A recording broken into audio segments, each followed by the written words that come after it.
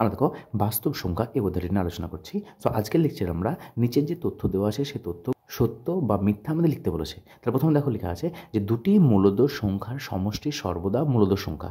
তাহলে আমরা জানি বাস্তব সংখ্যা কী কী নিয়ে গঠিত। আমরা জানি যে বাস্তব সংখ্যা এক মূলদ সংখ্যা ও অমূলদ সংখ্যা। সমস্ত মূলদ সংখ্যা এবং সমস্ত অমূলদ সংখ্যার যে দল তাকে বাস্তব সংখ্যা বলা হয়। তাহলে দেখো মূলদ সংখ্যা কাদেরকে বলা হয়, যে সংখ্যাগুলিকে আমাদের P/Q আকারে প্রকাশ করা হয়। আর অমূলদ সংখ্যা কাদেরকে বলা হয়, যে সংখ্যাগুলিকে আমাদের P/Q আকারে প্রকাশ করা যায় না। যেমন মূলদ সংখ্যা 1, 2, 3, 4/5 এগুলোকে বলা হয় মূলদ সংখ্যা। আর অমূলদ সংখ্যা কি, যাদেরকে P/Q আকারে প্রকাশ করতে পারবো না, যেমন √2। √2 কিন্তু √2/1, কিন্তু √2 যেটা রয়েছে এই √2 কিন্তু আমাদের পূর্ণ সংখ্যা নয়। রুটের আকারে যে সংখ্যাগুলি থাকবে সাধারণত যদি ভেতরে আমাদের মৌলিক সংখ্যা বা তাদেরকে যদি পূর্ণ বর্গরূপে না থাকে তাহলে সেই সংখ্যাগুলিকে আমাদের অমূলদ সংখ্যা বলা হয়। তাহলে বাস্তব সংখ্যা কথার অর্থই হচ্ছে, তাহলে বাস্তব সংখ্যা মানে হচ্ছে আমাদের মূলদ সংখ্যা, সমস্ত মূলদ সংখ্যা এবং সমস্ত অমূলদ সংখ্যার যে যোগফল বা সেই দুটি দলের যে সমষ্টি তাদেরকে বলা হয় আমাদের কি, বাস্তব সংখ্যা।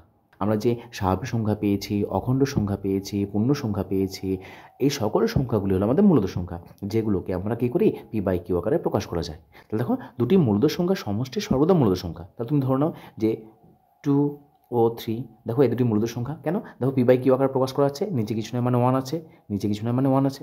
তাহলে এই দুটোকে যদি আমরা যোগ করি, যোগ করো 2 + 3, তাহলে কত আসছে আমাদের 2 + 3 = 5। দেখো এটাও দেখো P/Q আকারে প্রকাশ করা যাচ্ছে। তাহলে এটা একটা মূলদ সংখ্যা। ধরে নাও যে 1/2 এটা একটা মূলদ সংখ্যা, 3/2 এটা একটা মূলদ সংখ্যা। তাহলে এই দুটোকে যোগ করো, যোগ করলে কত পাচ্ছি দেখো যে 2 লসাগু আসছে, 1 + 3 সমান কত আসছে 4/2 সমান 2। 2/1 দেখো এটাকেও আমরা P/Q আকারে প্রকাশ করতে পারছি। তাহলে এটাও হলো আমাদের মূলদ সংখ্যা। আবার ধরে নাও যে 4/5, 3/6, দেখো 4/5 এটা একটা মূলদ সংখ্যা, 3/6 এটাও একটা মূলদ সংখ্যা। তাহলে এই দুটি মূলদ সংখ্যাকে যদি যোগ করি আমরা, যোগ করলে কত পাবো দেখো, সমান দেখো লসাগু করো, 5 আর 6 লসাগু হচ্ছে 30, গুণাগুণি গুণ করো, 4 6 24, 3 5 15, যোগ করলে কত আসছে আমাদের 5 4 9 3 39/30। দেখো এটাও আমাদের P/Q আকারে প্রকাশ করা যাচ্ছে। সুতরাং আমরা যদি যে কোনো দুটি মূলদ সংখ্যা নেওয়া হয় এবং সেই মূলদ সংখ্যা যদি আমরা যোগ করি তাহলে সর্বদা সেটা কী আসবে, এটাও একটা মূলদ সংখ্যা আসছে। তাহলে আমাদের প্রশ্নে কী বলেছে দেখো, যে দুটি মূলদ সংখ্যার সমষ্টি, সমষ্টি মানে যোগফল, সর্বদা একটা মূলদ সংখ্যা। দেখো এখানে 2 + 3 নিলাম, 2 এবং 3 নিয়েছি, তাদের যোগ করে দেখো 5 পেয়েছি, এটা একটা মূলদ সংখ্যা। 1/2 নিয়েছি, 3/2 নিয়েছি, তাদেরকে যোগ করেছি, দেখো 2/1 মানে 2 পেয়েছি, এটা একটা মূলদ সংখ্যা।